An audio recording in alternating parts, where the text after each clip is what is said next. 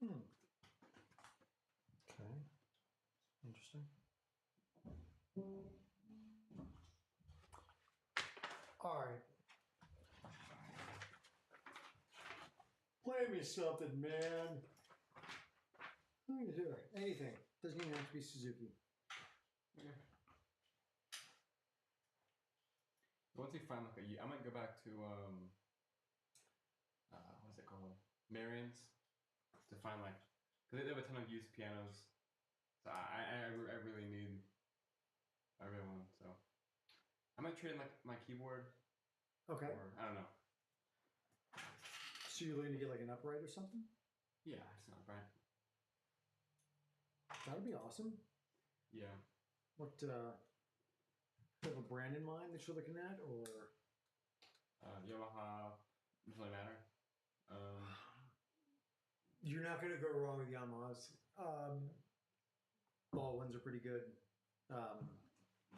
The Suzuki, they do upright, right? I think so. Suzuki doesn't make one. They don't make uprights? No.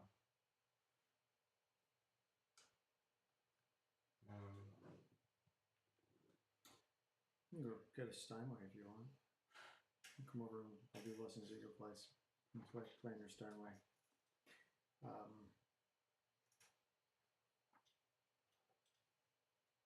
All right, play me something.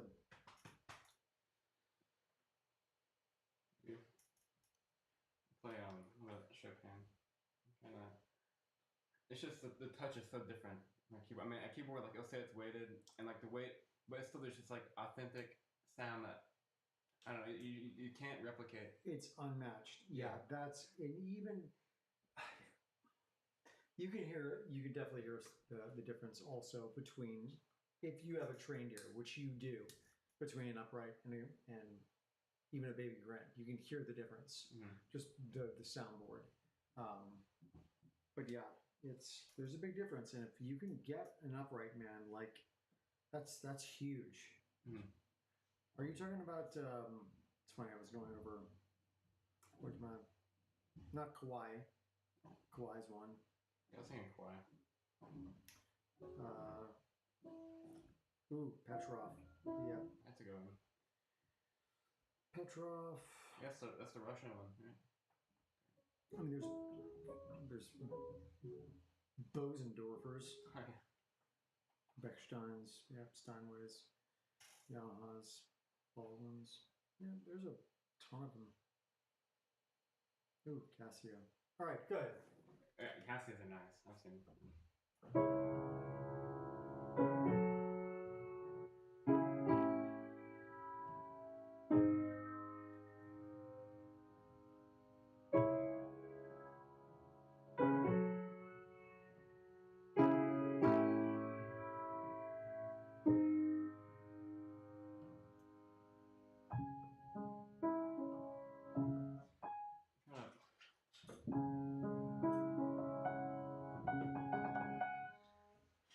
I'm getting so stuck on the trills. I did trills for so long yesterday. I was like, I'm never gonna get that. And then I came back 2 minutes later. And I feel like I slightly improved, but I just never like. It's just getting in that mode. You can never like. I don't know. So, when you're playing trills, are you lining it up to a beat, or are you just kind of? I'm following it. Yeah. So, I listen to it, and it's just. The touch is so hard to get used to. So, one way to do it is you can line it up with the actual beat itself, which, and then kind of.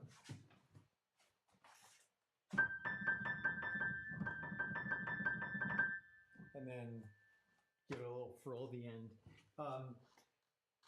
I think doing it as slow as humanly possible is going to be the way to go and really just develop a pattern that you always use, because you're dealing with a twitch issue, right? Yeah. I'm twitching like, and most like really quick stuff. It's just like making it slow and speeding it up gradually instead of like having like a weird twitch. So. Well, okay, so start with one speed fluent speed, Mhm.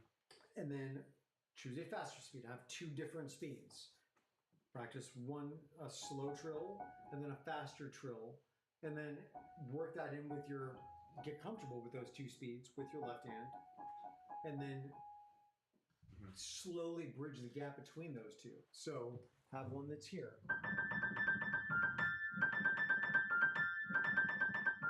And then have one here. And then bridge the gap between the two. But you're dealing with a twitch, so the only way to really mitigate that is going to be have just one tempo that you can play confidently in. So take it from the beginning and let's find that speed. I'll start from the melody. Okay. It's quite slower.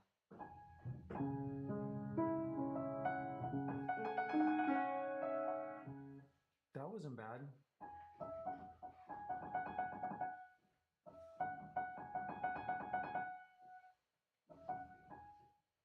Can you play it consistently? That's not in terms of speeding up. Can you play just one A?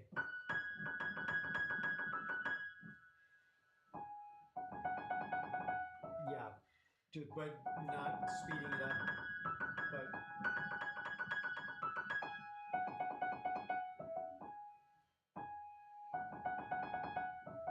yeah, you need to be able to control it. It shouldn't be something you're like, I hope it works out. It needs to be something you can control. So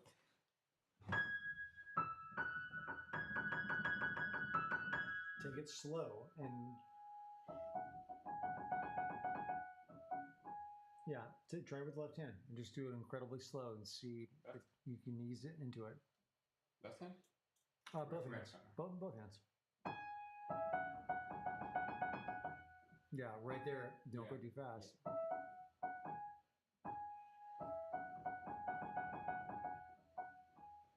Okay.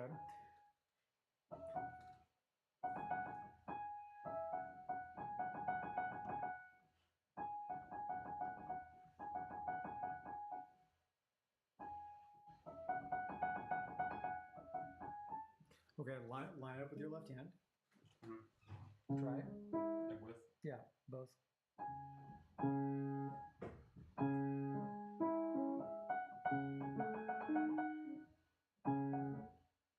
I guess it's kind of like, you know, like the left hand is like it's kind of a tempo. Like 1, 2, 3, 4, 1, 2, 3, 4. Play it. Both hands. So just take it from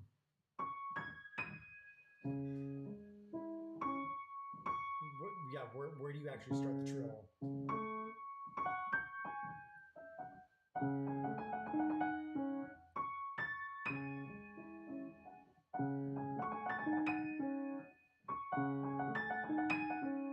Yeah. So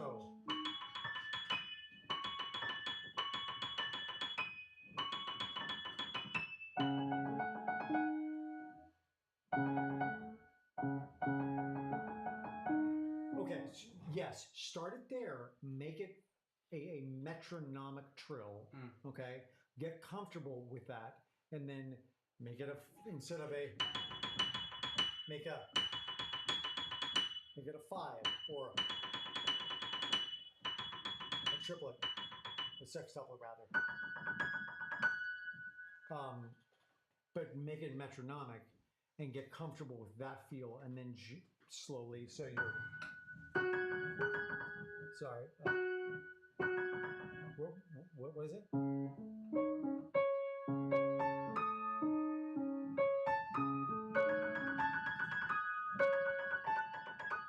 If it's just,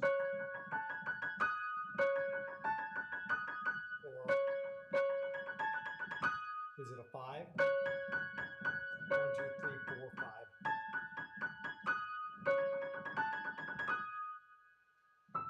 Because you can make it a 16 note and then a 5. So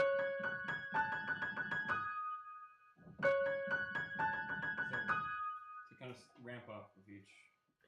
Yeah, make it a 16 note or a 5-lit.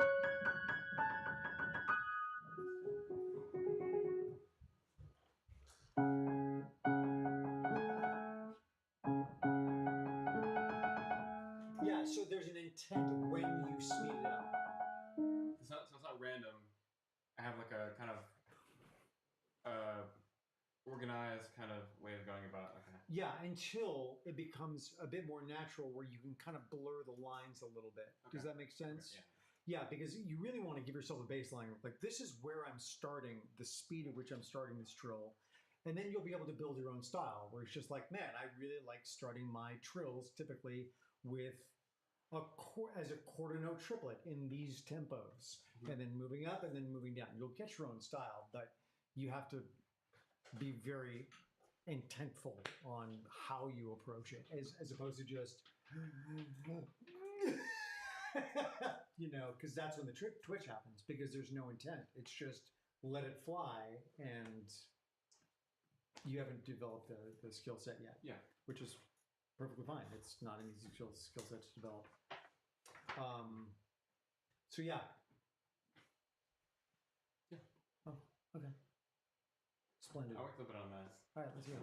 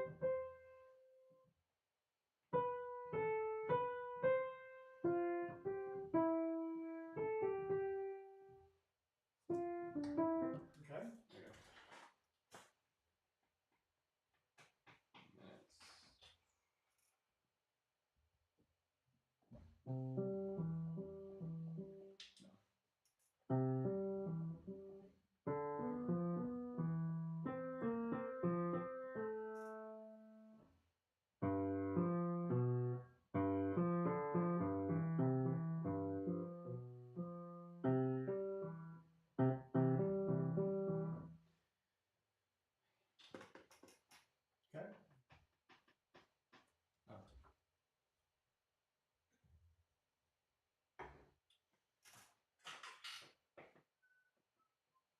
Yeah, try the whole thing. Let me hear it, dude. Yeah. Yeah.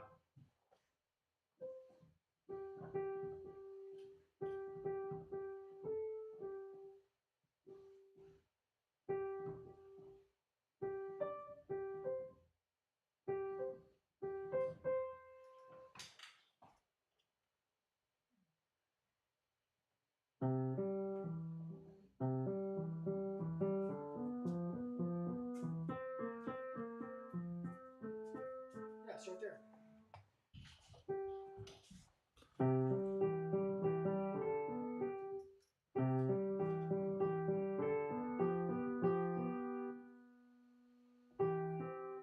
It'll be 3.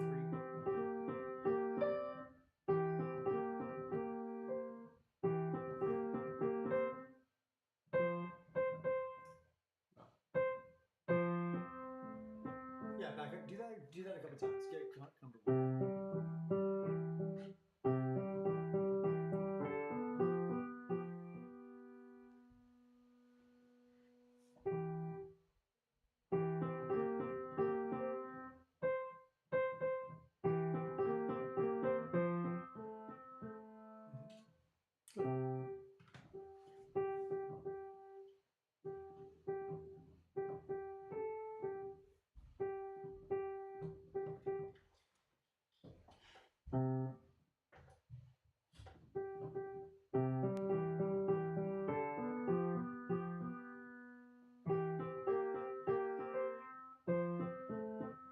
Good. Do that 2 more times. Good job. Now, as you're doing it, try and build a little bit. Oh, okay. Yeah, try and build it and bring it down. So there are two sections, section 1 and section 2. Okay, you're saying two different things. So sentence here, okay, beginning of sentence. So you can give it a little breath there, even though this is all tied together. You don't want to give it too big of a breath, but it's two different ideas.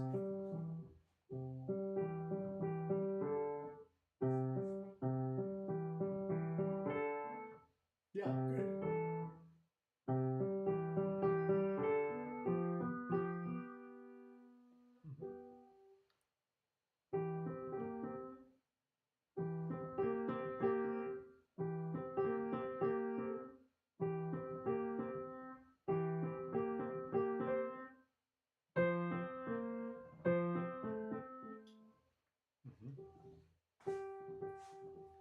Yeah, try doing it just with your right hand and phrase it, shaping with your right.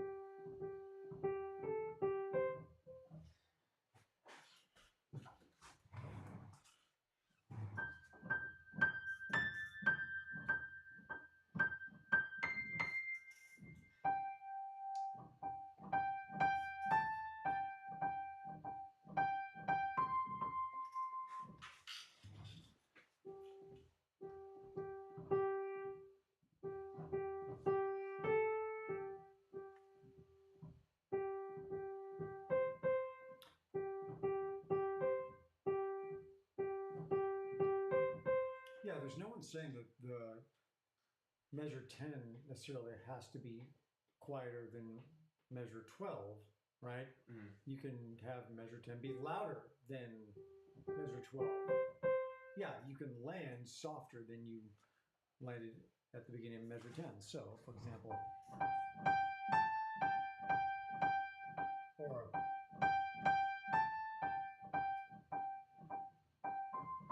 where 10 is just a little bit softer than, or 12 is a little bit softer than there. So make it your own, but make sure your left hand is going to be supporting that. So yeah, try it again.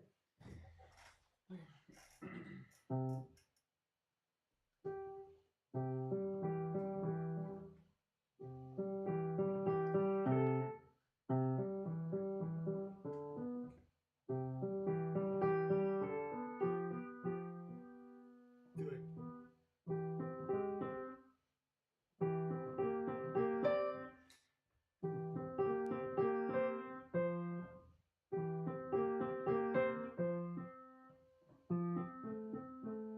Good. That was better. Yeah, for sure. Try it again. Good job. Those a couple more times.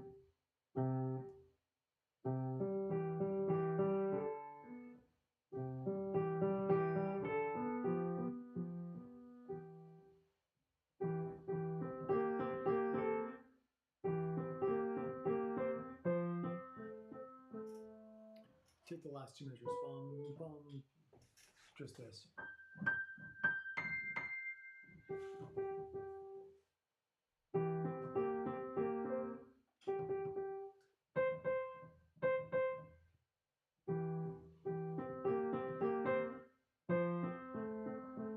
Okay, make it as legato as you can.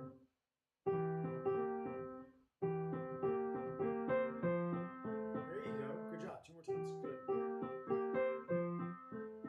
Good. And land on that C a little bit softer, especially with your left hand on F. So bum, bum.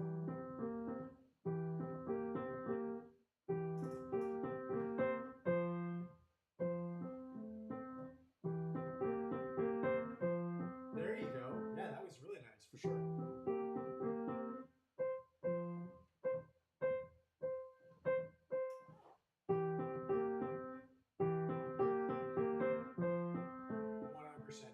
Yeah, you can still end it, land it softly at forte, right? It's just what you did before it dynamically that allows you, like, wow, he really dropped down. That must have been piano. It's like, no, that was still forte, but I was above it right before it. I was above it right before it.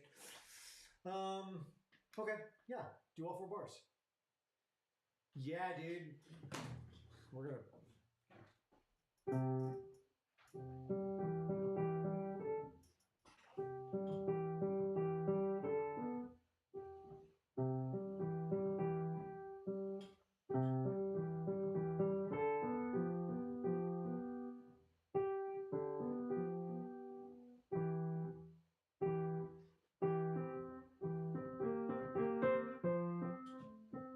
Do me a favor. Yeah. Stare at the corner of the room and play it. Don't look at your fingers. Just play what you feel.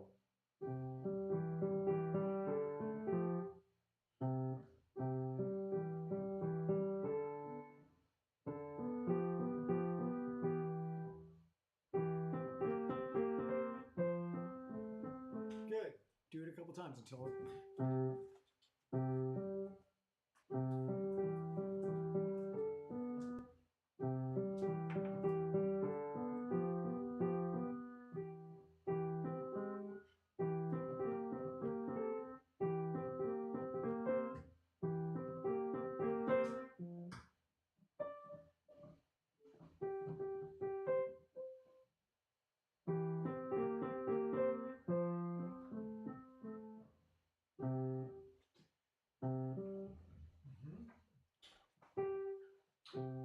Take away your right hand, just play your left hand.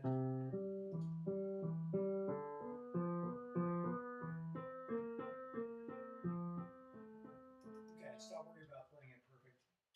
Stop worrying about playing it perfect, and just play with some feeling. But get the notes underneath your hands. Yeah.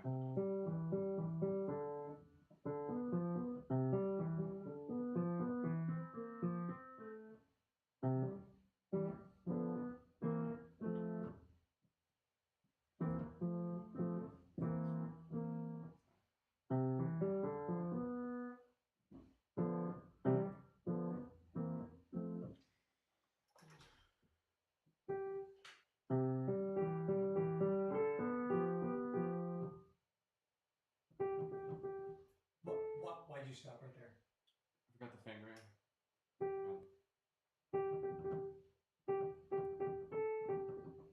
Okay, don't worry about the fingering because the fingering isn't what's stumbling you up the most.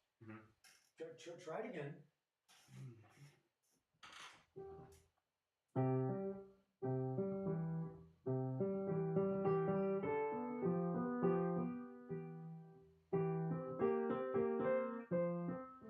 There you go. For right now, I don't care if you do. If you do, yeah, dude.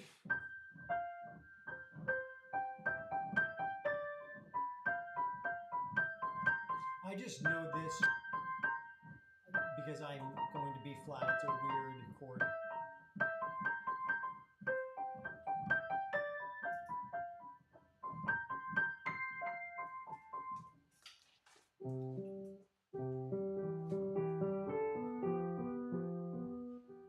Keep going. Yeah, you can fix the fingerings. Just play it.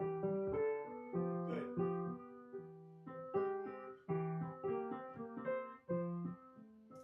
Okay. We're gonna get these 4 bars, dude. Just a couple more times, and I think you have it.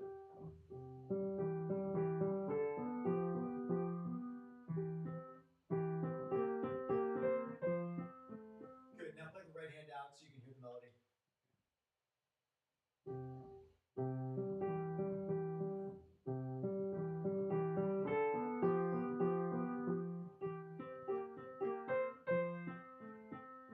That was really nice, for sure.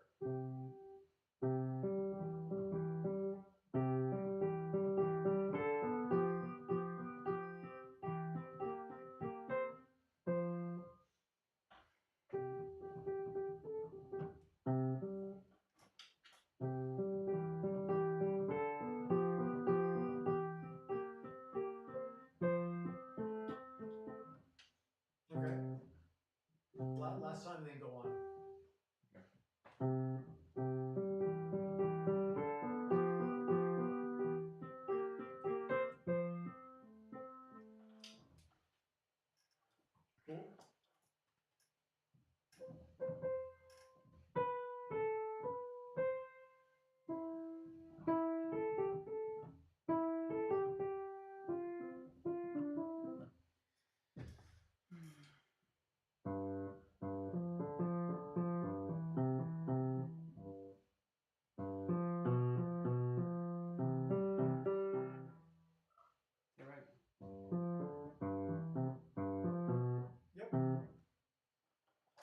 exactly right.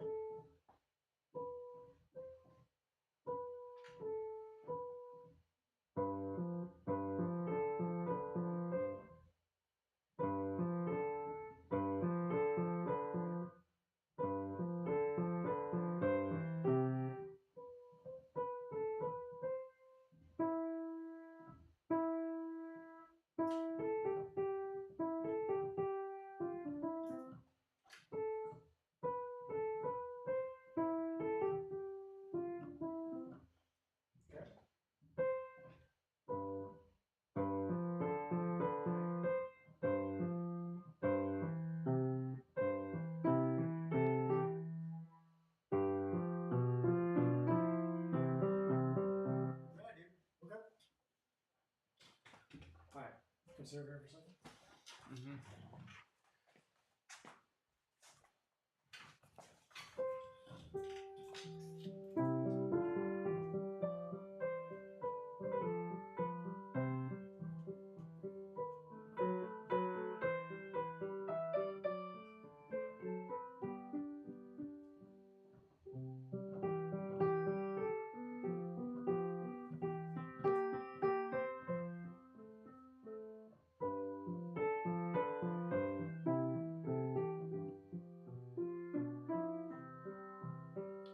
The secret to this song is going to be your legato stroke, okay, on these little breaths.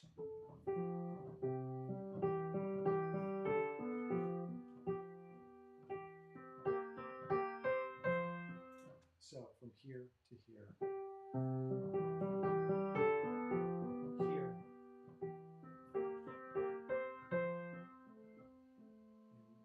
Slide breath. Here.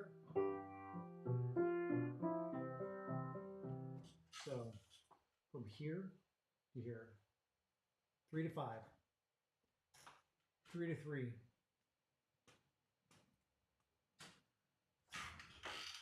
When you're practicing these simple tunes, the technique that you're building, it's really going to carry you. You can hear the little hiccups, right? The little spaces in between the notes. Mm-hmm. Okay, so you just sit down and figure it out.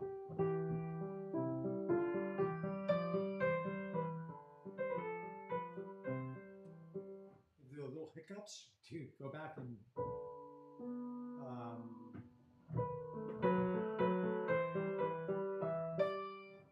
here.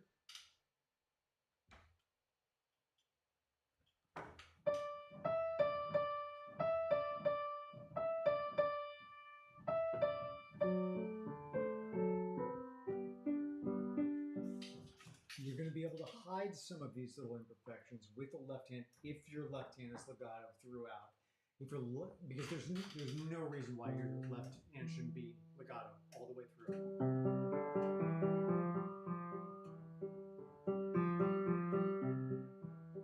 It should be driving dynamically.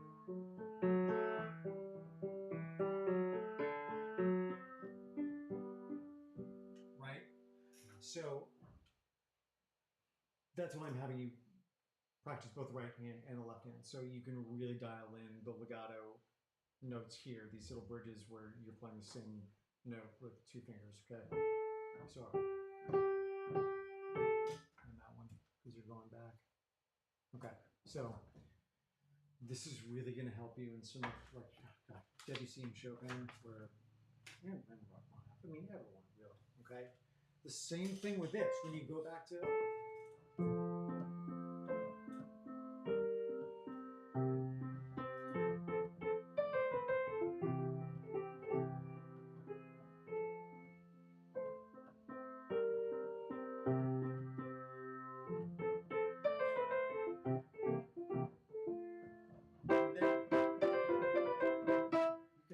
play that as super staccato, but that's what is the differentiating aspect of it, the dynamic aspect of it. So, legato.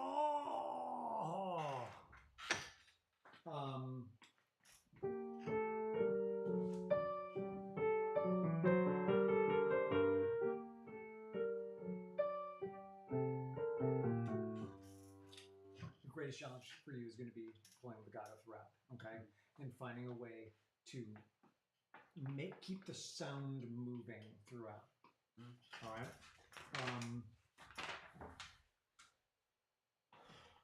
We haven't done this one. Oh, sorry.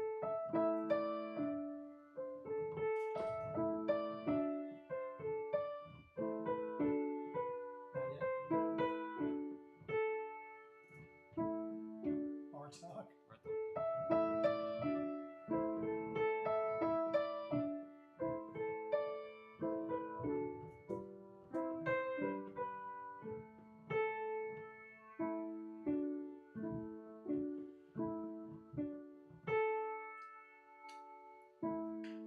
don't know any child that would want to listen to that. That sounds it's a little disturbing. Yeah. Yeah. And it's kind of a departure. I mean, here I am, so they're a little. Hi, hungry. They have their own vibe. But it's a departure, right, from the whole Suzuki thing. And then we're right back into Schumann, which is, yeah.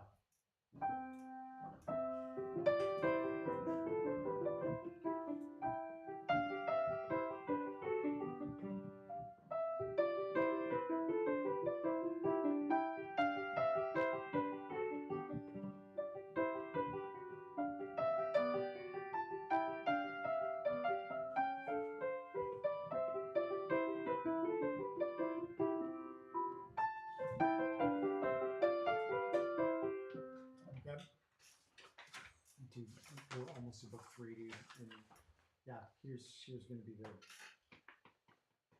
big one for you.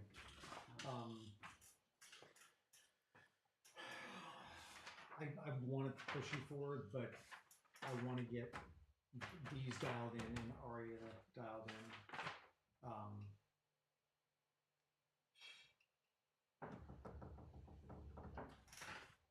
Yeah. Come over here. Let's do a couple more things on Cradle Song. Let's see if we can dial in just the first 4 measures and just really get legato going. Poor favor.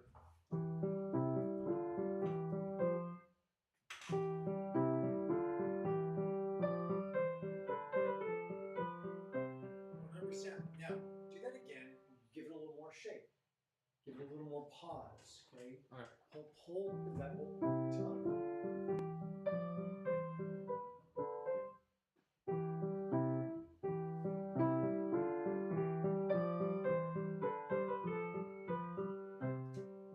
Yeah, for sure. Go on.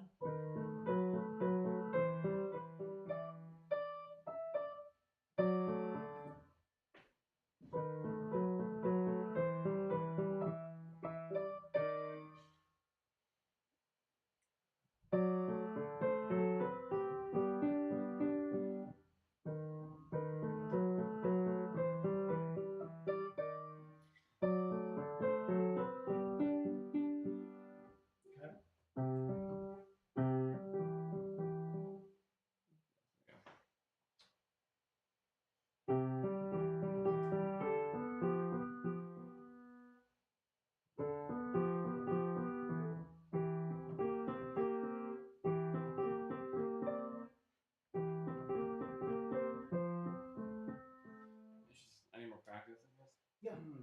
Dude, that's all it is. It's just reps, dude. It's reps and feeling what it takes to produce the sound that you're hearing. Because I know you hear it in your head, what you want it to sound like. It's sitting down and like figuring out one measure at a time how you want it to sound and what that takes. Because it's not like you're not musically inclined. You completely are. You have the ability to hear what you want it to sound like. That just takes sitting down and playing the measure. But in this case, your left hand is kind of driving right here. Okay, your left hand is chugging away. Make sure that you are confident in when you kind of make these spur of the moment decisions musically, that you're confident in the song, but you're not going to start dropping notes because you're like, oh, I want to make it louder, but I don't know well enough to say I want this louder and be able to make that adjustment in real time. Yeah. Okay. And that's just familiarity. And that's you prioritizing practice there, Mr. Geiger. And I like your shirt. Yeah. Is it J.R. Geiger?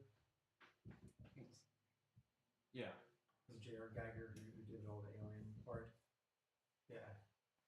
So some of that stuff is really cool. Mm-hmm. With not G-rated stuff. I think there's a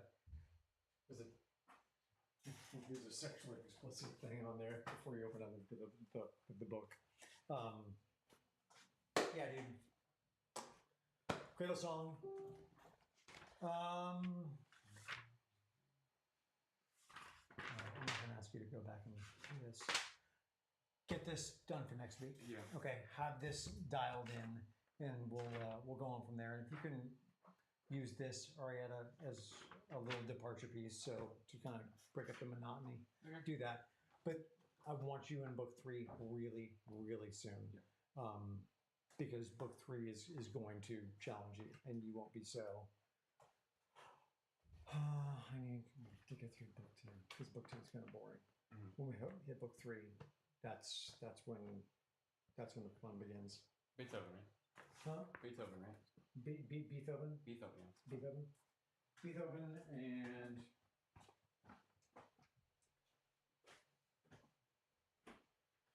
this is 4. 4. Woo! 4. Where's my book 3? There it is. Which book to book you think has the highest like skill gap? Like which like 2 books like the in between?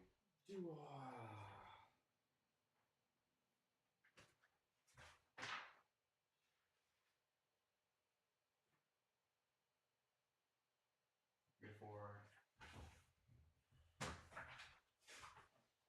That's a good question.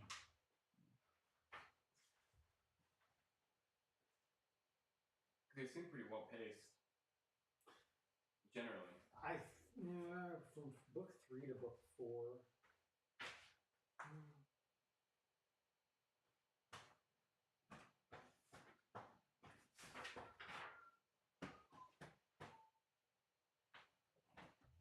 No, I would say from book 2 to book 3.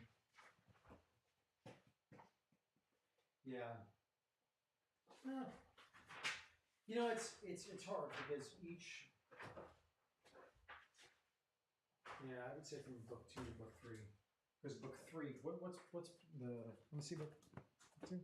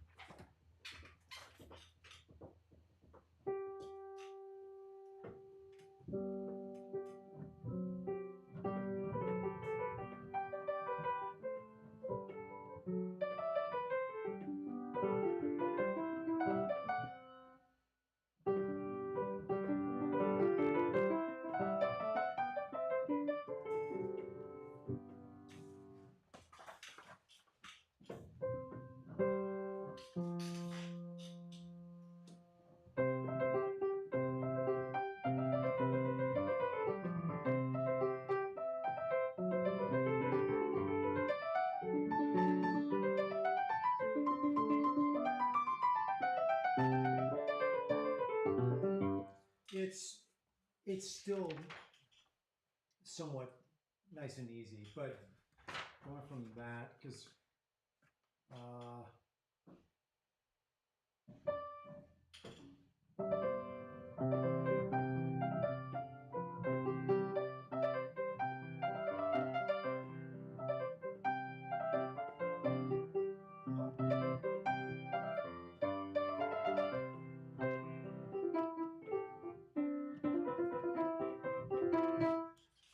that's not too bad. This one is definitely, so yeah, sonata, the third measure, third piece.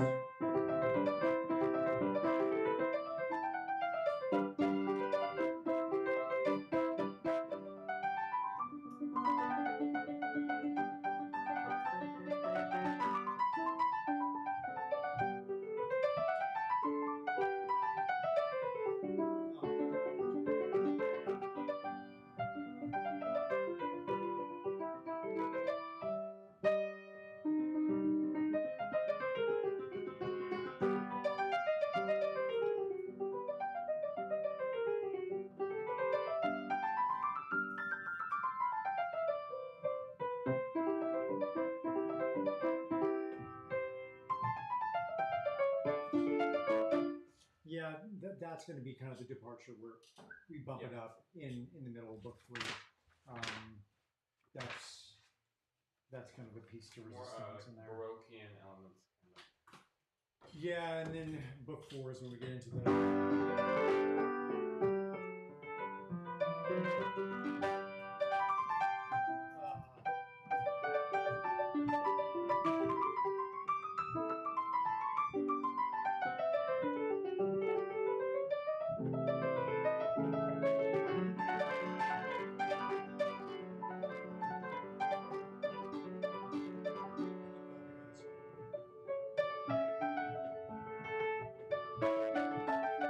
That's when we're kind of. That's when we're in it. That sounds fun, yeah. Yeah. So that's why I need you to get through this one so we can start hitting some more complex stuff here. But the legato stuff, we've got to master the legato stuff. You're not going to have a problem with the staccato stuff because you have the muscle strength to do it. But the legato stuff, we got to dial in. And that will certainly lend itself to some really cool playing once we get into book 3. And definitely into